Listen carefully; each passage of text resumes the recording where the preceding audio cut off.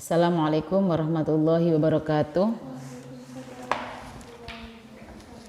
Bismillahirrahmanirrahim. Ila asyrafil nabil Mustafa Muhammadin sallallahu alaihi wasallam wa ala alihi wa azwajihi wa dzurriyyatihi minal anbiya'i wal mursalin wa ala alihi wa sahbihi ajmain wa sallallahu wa nafa'ana bi ilmina sya'ulamul Fatihah.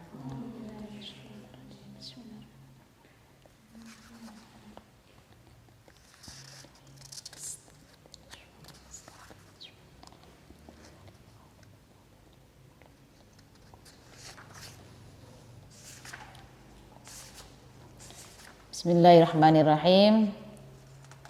Kita melanjutkan pembelajaran sebelumnya. Baiklah para pemirsa dan santriwan santriwati Ma'had Al-Jami'ah IAIN Jember yang dimuliakan oleh Allah. Sebelumnya kita membahas tentang pernikahan dini. Nah, selanjutnya ini kita melanjutkan tentang pembatasan jumlah anak.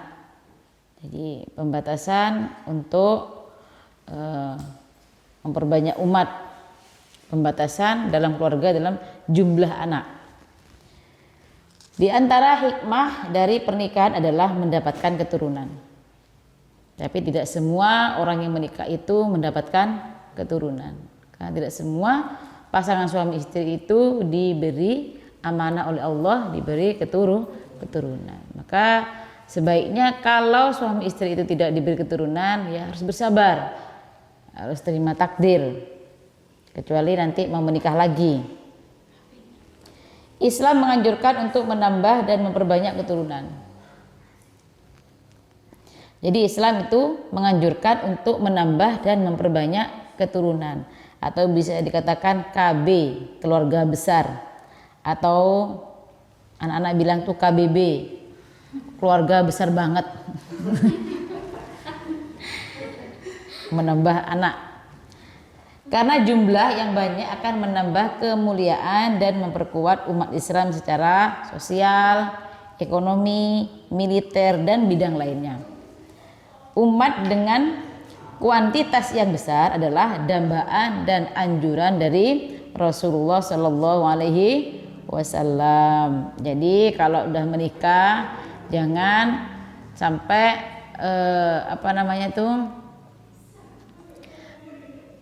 cita-cita nggak pengen punya anak.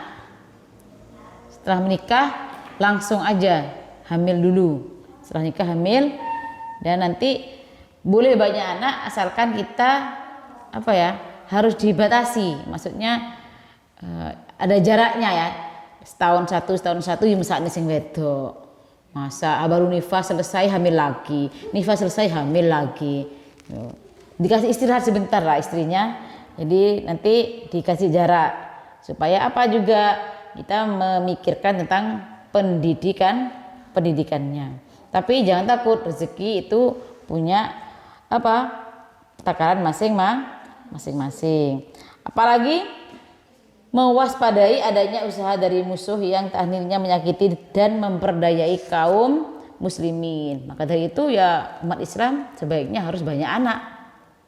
Ya, minim 3 lah. Minim itu 3 tuh. Minim 3. Paling banyak terserah. Mau 30, mau 20.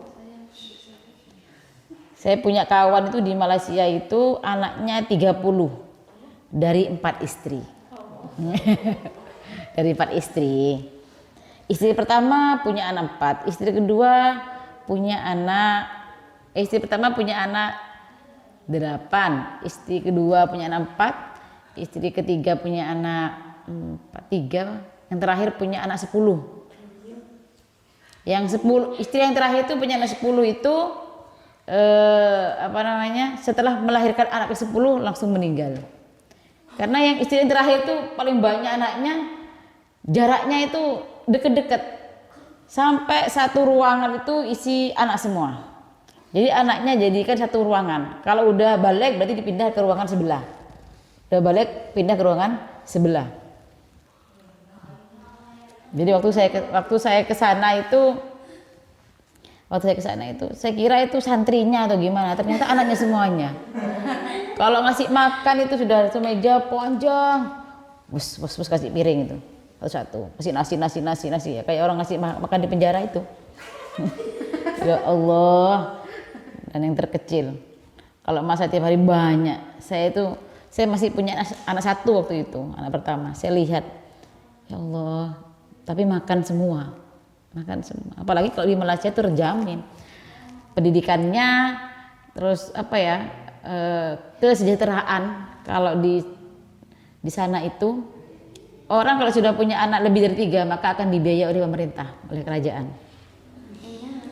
Makanya anaknya banyak, lebih dari 3. Jadi kalau berangkat sekolah orang tuanya nggak pusing-pusing ngasih uang saku, karena di sekolah nanti sudah ada, udah kasih makan gratis, kemudian ada jajannya, kemudian susu Milo, teh Milo itu pasti ada, sampai kalian dibawa pulang gratis, sudah nggak ada biaya-biaya apa kalau di sana itu. Indonesia, yang gratis aja kadang nggak laku ya. Itu kalau di Malaysia itu seperti itu, kesejahteraan warga negaranya itu sangat dijamin sekali. Apalagi tentang masalah pertanian, itu setiap mau tanam itu sudah dari kerajaan itu ada mobil yang mengantarkan bibitnya, langsung dilempar di depan rumah. Obatnya itu rabuk itu. Enak, tinggal kerja aja. Dan nggak ada orang yang nggak punya mobil sana itu. Saat miskinnya punya mobil, karena mobil murah. Dan itu pun nanti bayarnya setiap panennya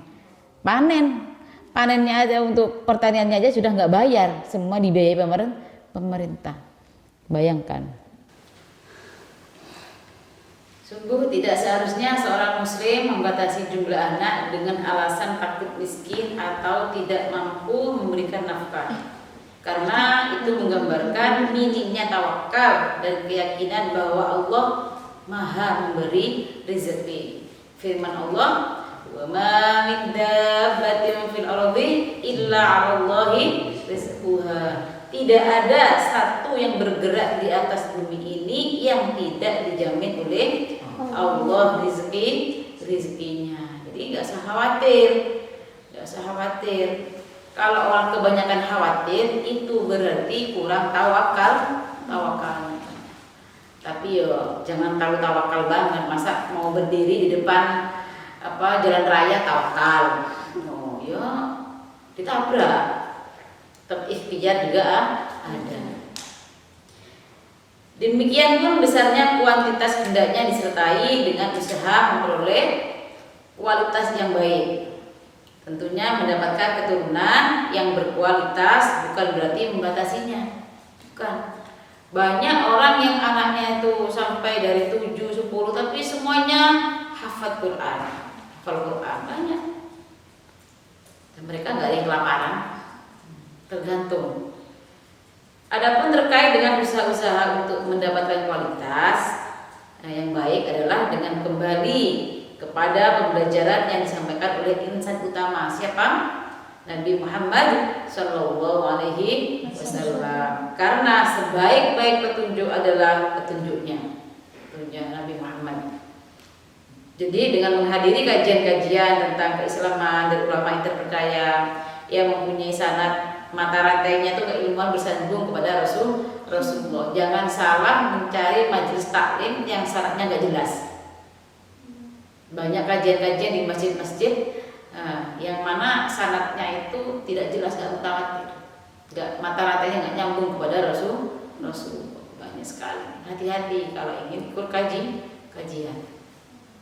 Maka dari itu mantapkanlah niat kalian semuanya untuk menghasilkan ketika menikah, menghasilkan keturunan yang soleh, berkualitas dan bertawakal kepada Allah. Bekali diri dan ilmu agama. Jadi kalau ingin menikah, belajarlah ilmu bab nikah. Banyak pembelajaran. Bekali ilmu dan ilmu agama yang memadai, karena benih yang berkualitas itu akan menghasilkan tanaman yang berkualitas pula. Kalau kita beli benih yang bagus untuk ditanam, maka nanti akan tumbuh benih yang bagus pula. Kalau benih yang kita ambil itu sedang-sedang, ya akan tumbuh yang sedang-sedang, biasa-biasa aja. sekarang itu tanaman yang berkualitas, yang bagus harganya mahal. Atau kita gambarkan dengan kue ya, kue pisang goreng sama-sama pisang dalam satu pohon sama. Yang satu sisir itu digoreng pakai tepung ya sama, dijual 500-an. Satunya digoreng dengan tepung sama, dijual 2,5. Apa perbedaannya? Karena yang 2,5 itu jelasnya udah dikasih keju, kemudian taruh dalam mika. Ini berkualitas. Padahal sama-sama pisang, sama-sama pisang. Begitu juga manusia. Kalau manusia itu semakin dibaluti dengan ilmu agama yang banyak, punya pendidikan yang bagus, maka semakin mahal harganya. Bibit ini akan mahal. Sama-sama dalam satu kandungan. Kakaknya gak belajar ilmu agama, adiknya belajar ilmu agama. Adiknya tutup aurat, berhijab, solihah, satunya kakaknya suka keluyuran, jalan-jalan. Maka nanti ini beda hasilnya. Akan mendapatkan suami yang beda pula. Karena orang yang baik, perempuan yang baik akan mendapatkan suami yang baik pula. Itu sudah dijelaskan. Makanya kalian sekarang harus perbanyaklah belajar ilmu agama, perbaiki diri, perbaiki akhlaknya supaya kalian itu semakin mahal harganya. Tidak semena-mena orang datang untuk melamarnya. Cukup sekian pembahasan kali ini, mudah-mudahan manfaat bagi kita semuanya. Ihdinas siratal mustaqim. Wassalamualaikum warahmatullahi wabarakatuh.